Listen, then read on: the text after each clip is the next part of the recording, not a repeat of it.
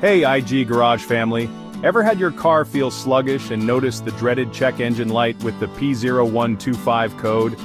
Today, we're breaking down what this code means, where to find the sensor, and how to fix it. Trust me, understanding this could save you time and money, so stick around until the end. Let's get started.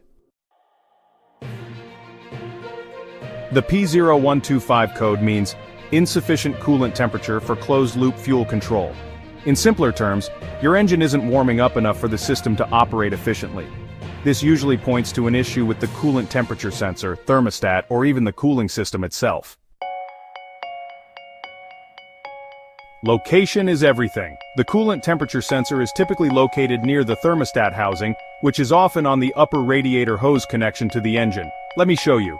Here's the coolant temperature sensor. It monitors the engine's temperature and sends data to the ECU, or engine control unit.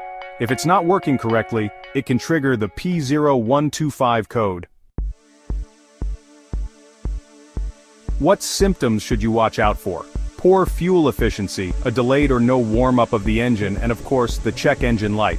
The common causes: a faulty coolant temperature sensor, a stuck-open thermostat, low coolant levels, or issues with the wiring or connectors. First, check the coolant level and top it off if needed. Next, inspect the coolant temperature sensor and wiring for damage. If the sensor is faulty, replace it. It's a relatively simple fix. Also, ensure the thermostat isn't stuck open, as that could prevent the engine from reaching optimal temperature.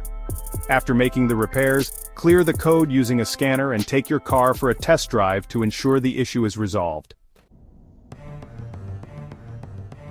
That's a wrap for the P0125 code. If you found this video helpful, don't forget to like, subscribe to IG Garage, and share it with your friends.